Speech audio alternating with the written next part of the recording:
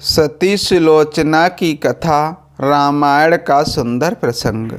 सुलोचना बासुकी नाग की पुत्री और लंका के राजा रावण के पुत्र मेघनाद की पत्नी थी। लक्ष्मण के साथ हुए एक भयंकर युद्ध में मेघनाद का वध हुआ। उसके कटे हुए शीश को भगवान श्री राम के शिविर में लाया गया था। अपने पति की मृत्यु का समाचार पाकर सुलोचना ने अपने ससुर रावण से राम के पास जाकर पति का शीश लाने की प्रार्थना की, किंतु रावण इसके लिए तैयार नहीं हुआ। उसने सुलोचना से कहा कि वह स्वयं राम के पास जाकर मेघनाद का शीश ले आए, क्योंकि राम पुरुषोत्तम हैं, इसलिए उनके पास जाने में तुम्हें किसी भी प्रकार का भय नहीं करना चाहिए। रावण के महापराक्रमी पुत्र इंद्रजीत का वध करने की प्रतिज्ञा लेकर लक्ष्मण जिस समय युद्ध भूमि में जाने के लिए प्रस्तुत हुए, तब राम उनसे कहते हैं, लक्ष्मण, रण में जाकर तुम अपनी वीरता और रण कौशल से रावण पुत्र मेघनाद का वध कर दोगे, इसमें मुझे कोई संदेह नहीं है। परंतु एक बात का विशेष ध्यान रखना कि मेघनाद का मस्तक भूमि पर किसी भी प्रकार ना गिरे, क्योंकि मेघनाद एक नारी व्रत का पालक है और उसकी पत्नी परम पतिव्रता है। ऐसी साध्वी के पति का मस्तक अगर पृथ्वी पर गिर पड़ा तो हमारी सारी सेना का विध्वंस हो जाएगा और हमें युद्ध में विजय की आशा त्याग देनी पड़ेगी। लक्ष्मण अपनी सेना लेकर चल पड़े। समर भूमि में उन्होंने वैसा ही किया। युद्ध में अपने बाणों से उन्होंने मेघनाद का मस्तक उतार लिया, पर उसे पृथ्वी पर नहीं गिरने दिया।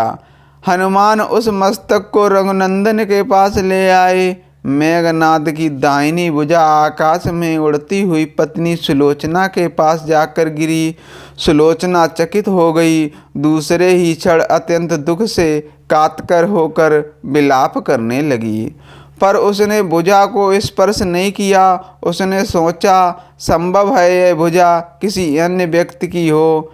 ऐसी दशा में पर पुरुष को स्पर्श का दोष मुझे लगेगा। निर्णय करने के लिए उसने भुजा से कहा, यदि तुम मेरे स्वामी की भुजा है तो मेरे पतिव्रत की शक्ति से युद्ध का सारा वृतांत लिख दे। भुजा को दासी ने लेखनी पकड़ा दी। लेखनी ने लिख दिया, प्राण प्रिय यह भुजा मेरी ही है। युद्ध भूमि में श्री राम के भाई लक्ष्मण से मेरा युद्ध हुआ। लक्ष्मण ने कई वर्षों से पत्नी, अन्न और निद्रा छोड़ रखी है। वे तेजस्वी तथा समस्त देवी गुणों से संपन्न हैं। संग्राम में उनके साथ मेरी एक नहीं चली। अंत में उन्हीं के बाणों से विद्ध होने से मेरा प्राणांत हो गया। मेरा शीश श्री राम के पास है। पति की भुजा लिखित पंक्तियां पढ़ते ही सुलोचना व्याकुल हो गई। पुत्र वधू के विलाप को सुनकर लंकापति रावण ने आकर कहा, शोक ना कर पुत्री, प्रातः होते ही सहस्त्रों मस्तक मेरे बाणों से कट कट कर पृथ्वी पर लौट जाएंगे।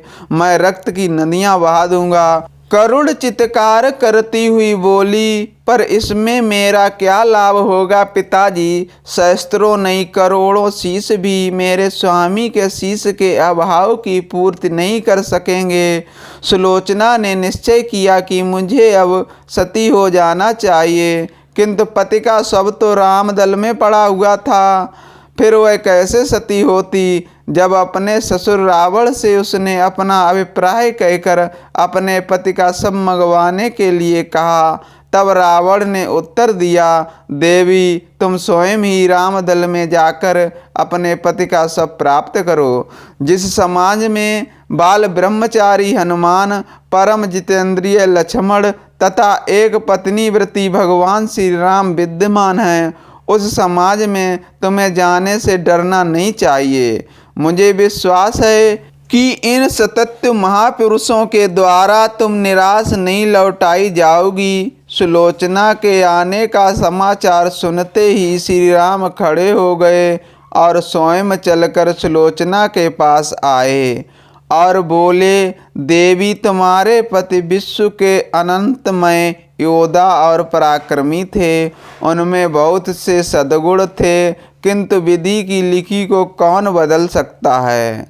आज तुम्हें इस तरह देखकर मेरे मन में पीड़ा हो रही है। सुलोचना भगवान की स्तुति करने लगी। श्री राम ने उसे बीच में ही टोकते हुए कहा, देवी मुझे लज्जित ना करो।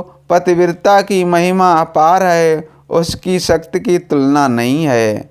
मैं जानता हूँ कि तुम परम सती हो। तुम्हारे अस्तित्व से तो विश्व भी थर्राता है। अपने स्वयं यहाँ आने का कारण बताओ कि मैं तुम्हारी किस प्रकार सहायता कर सकता हूँ।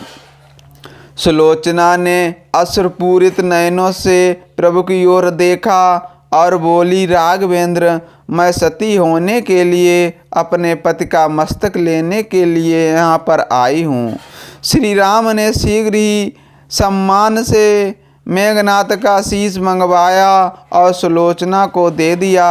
पति का छिन्न शीश देखते ही सुलोचना का हृदय अत्यधिक द्रवित हो गया। उसकी आंखें बड़े जोर से बरसने लगीं। रोते रोते उसने पास खड़े लक्ष्मण की ओर देखा और कहा, सुमित्रा नंदन तुम भूल कर भी गर्व मत करना कि मेघनाथ का वध मैंने किया है। मेघनाथ को धराशायी करने की शक्ति विश्व में किसी के पास नहीं थी। यह तो दो पतिव्रता नारियों का भाग्य था। आपकी पत्नी भी पतिव्रता है और मैं भी पति चरणों में अनुरक्त रखने वाली उनकी अनन्य उपासिका हूँ। पर मेरे पति देव पतिव्रता नारी का अपहरण करने वाले पिता का अन्न खाते थे और उन्हीं के लिए युद्ध में उतरे थे। इसी से मेरे जीवन धन परलोक सिधारे। सभी योद्धा सुलोचना को राम शिविर में देखकर चकित थे। वे ये नहीं समझ पा रहे थे कि सुलोचना को यह कैसे पता चला कि उसके पति का शीश भगवान राम के पास है। जिज्ञासा शांत करने के लिए सुग्रीव ने पूछ ही लिया कि यह बात उन्हें कैसे ज्ञात हुई कि मेघनाथ का शीश राम के शिविर में है। सुलोचना ने स्पष्टता से बता दिया, मेरे पति की भुजा युद्ध भूमि से उड़ती हुई मेरे पास चली गई थी। उसी ने लिखकर मुझे बता दिया। व्यंग भरे शब्दों में सुग्रीव बोल उठे, निष्प्राण भुजा यदि लिख सकती है फिर तो यह कटा हुआ सिर भी हंस सकता है। श्री राम ने कहा, व्यर्थ बातें मत करो मित्र। पतिव्रता के महात्म्य को तुम नहीं जानते। यदि वह चाहे तो यह कटा हुआ सिर भी हंस सकता है। श्री राम की मुकृति देखकर सुलोचना उनके भावों को समझ गई। उसने कहा, यदि मैं मन वचन और कर्म से पति को देवता मानती हूँ तो मेरे पति का यह निर्जीव मस्तक हंस उठे। सुलोचना की बात पूरी भी नहीं हुई थी कि कटा हुआ मस्तक जोरों से हंसने लगा। यह देखकर सभी दंग रह गए। सभी ने पतिव्रता सुलोचना को प्रणाम किया। सभी पतिव्रता की महिमा से परिचित हो गए थे।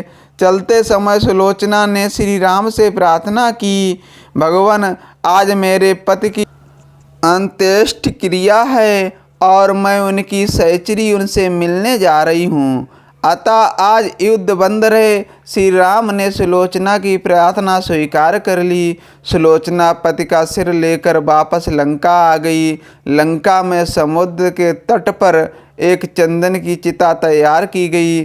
पति का शीश गोद में लेकर सुलोचना चिता पर बैठ गई और धकधकी हुई अग्नि में कुछ क्षणों में सती हो गई। सीताराम प्यारे दोस्तों, अगर कहानी अच्छी लगी हो तो प्लीज़ मेरे चैनल को सब्सक्राइब करिए और वीडियो को ज़्यादा से ज़्यादा शेयर कीजिए। धन्यवाद।